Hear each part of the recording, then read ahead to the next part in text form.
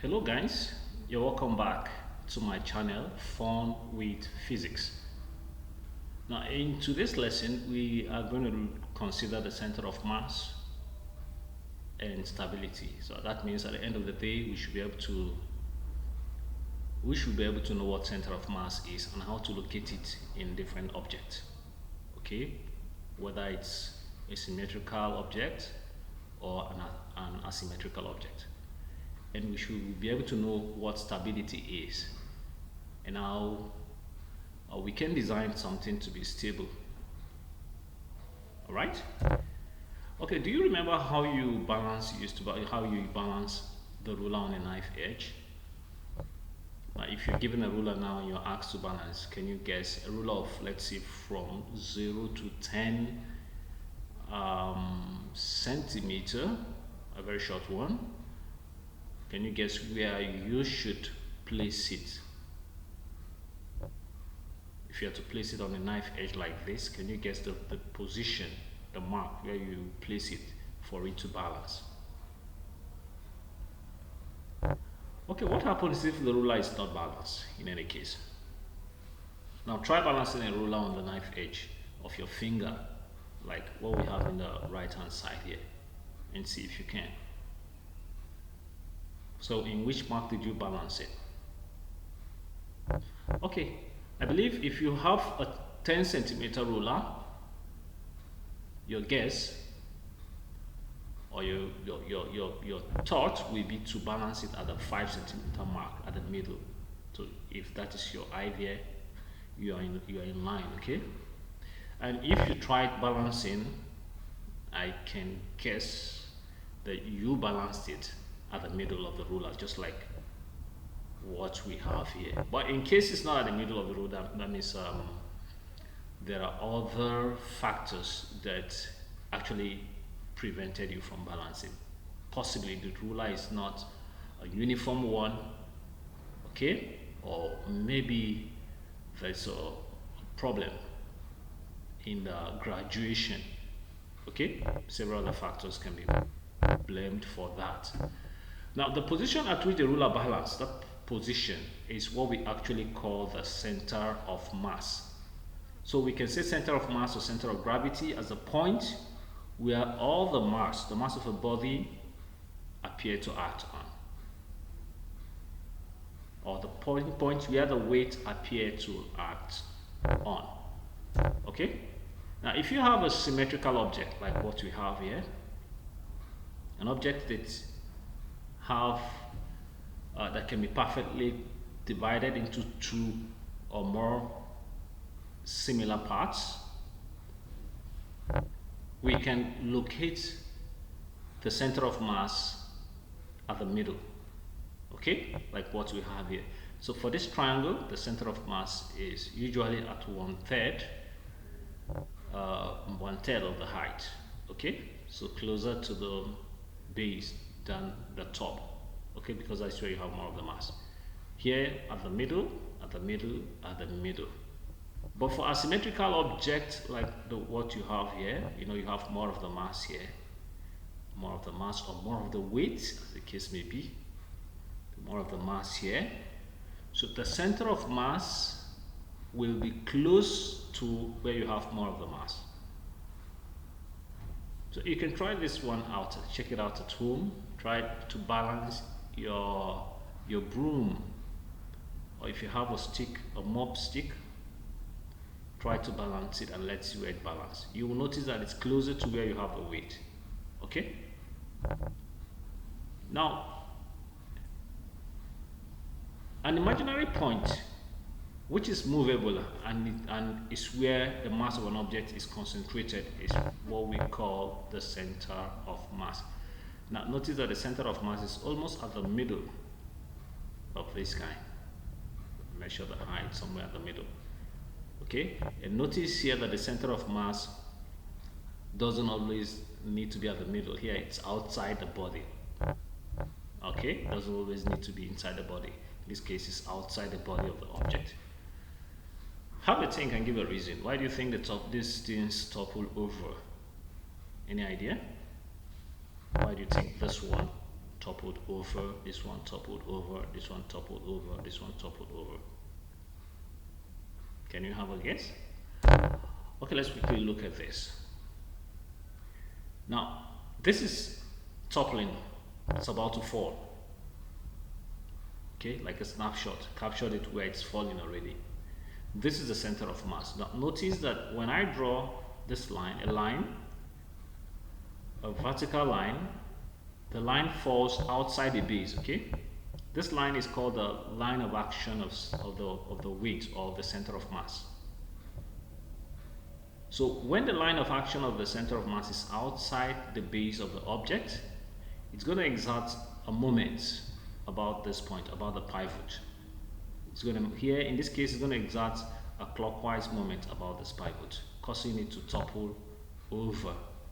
Okay, so basically we can say why things topple over, because the line of action of center of mass is outside the base, and that's a clockwise moment, or whatever the case may be. If it's falling to the left hand side, it's an anti-clockwise moment about the pivot.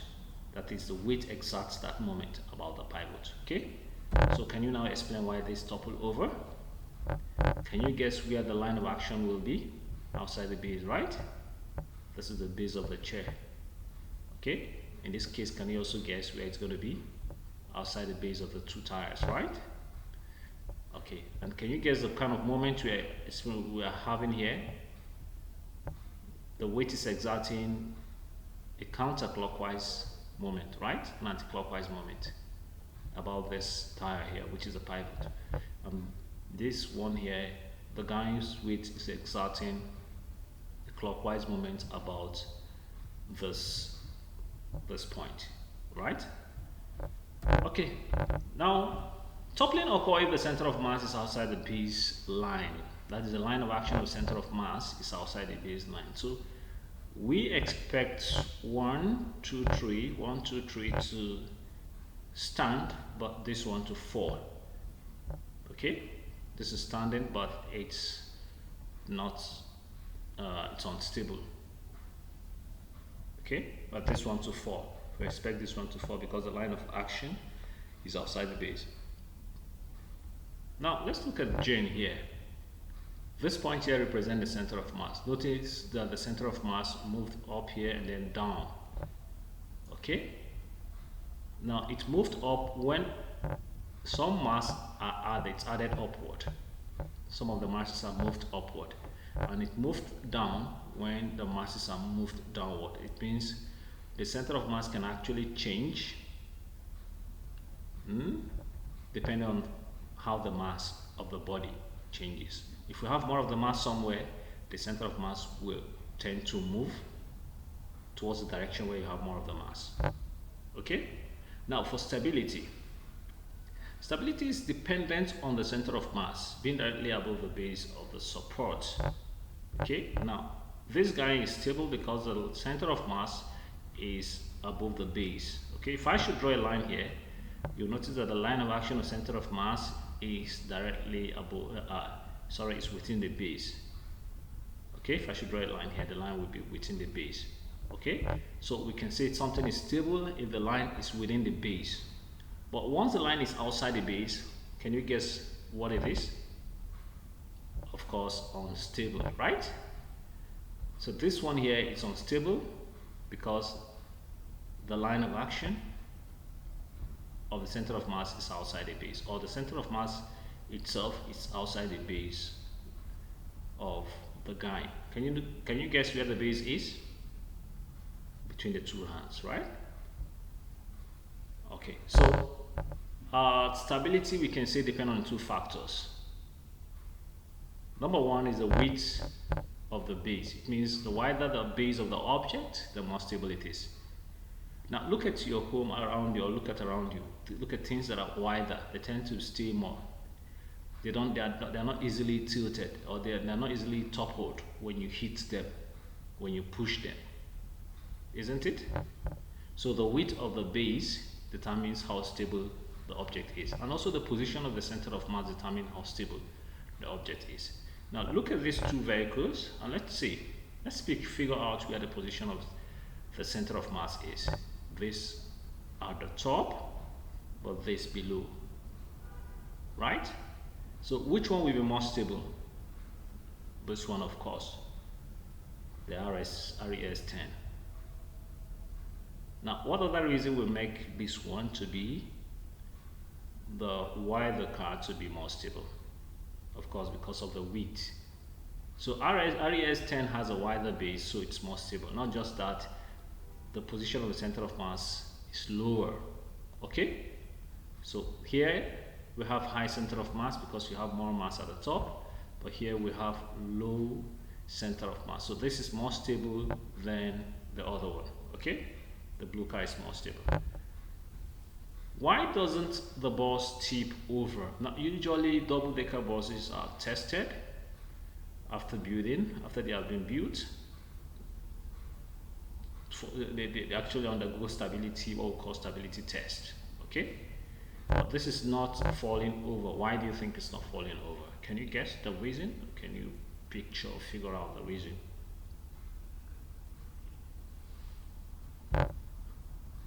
Okay, possibly the engines are down, right?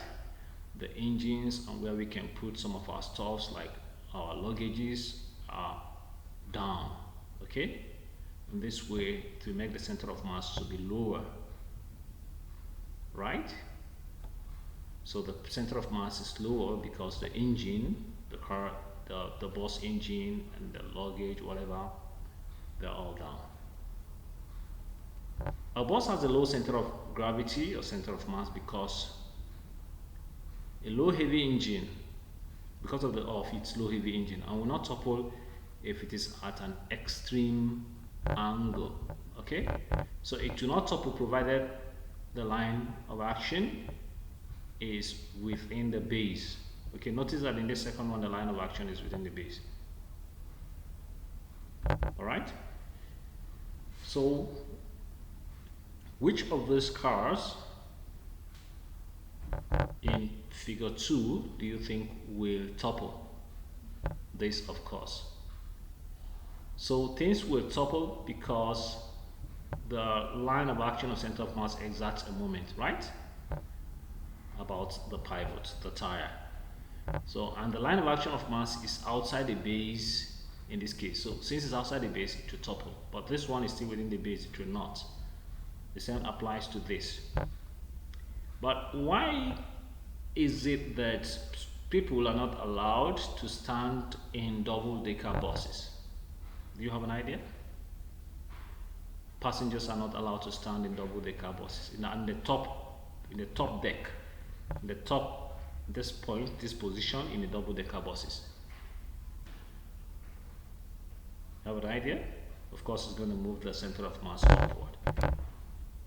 Will the car topple over at the end? Yes, C of course will topple over because the line of action of center of mass is outside the base, so it will exert a moment, an anti-clockwise moment about the tire, this tire here. Which vehicle is more stable and why? The car is more stable because it has a lower center of mass, even though this one has a wider base. This is more stable because of the center of mass. It's lower. The traffic cone. A great example of a very stable object is what we have here, okay? And if you have seen a traffic cone before, you'll notice that the base is very, very heavy. There's a lot of mass here, okay? So this makes the cone to have a lower center of mass, and not just that. The base of the cone is usually wide, making it to be stable. Okay, a high chair has a center of mass that is very high off the ground. This can make the chair very unstable, particularly when there is a baby strapped in. To make sure the chair does not topple over, it is designed to have a wider base. So this is a design, in order for this to topple over, the base must be wide. So here, can we guess which one is more stable? Of course, this. Okay, there's a mistake here, less stable, but it's actually the one that is more stable. In the second figure here, this is more stable because it has a wider base. Okay, Try to answer the following questions. Why does it become more difficult to add more acrobats on top? The more you add more acrobat, what happens to the center of mass? Why is it difficult to have to keep adding more and more?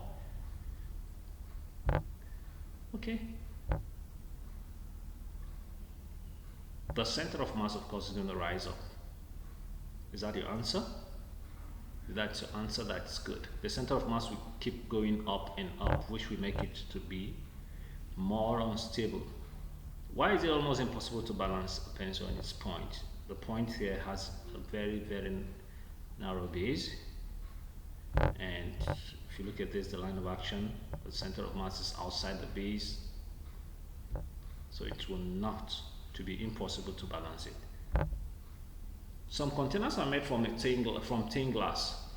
Which empty container is the most stable? A, of course, is the answer, the most stable.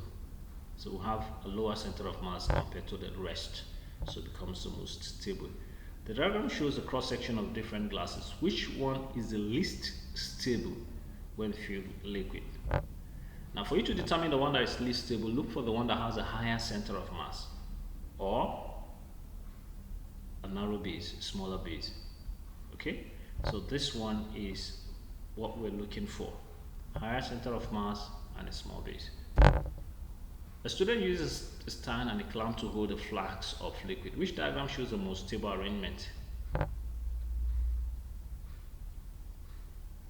Because this is going to exert this higher center of mass, lower center of mass, while the base, good. High center of mass but unstable, lower center of mass but unstable. Okay, so our answer is B. Okay, guys. If you have any question, please do comment in the comment section or go to my page in Google Classroom and comment, make a comment, ask a question. You get a feedback from me. Have a nice day.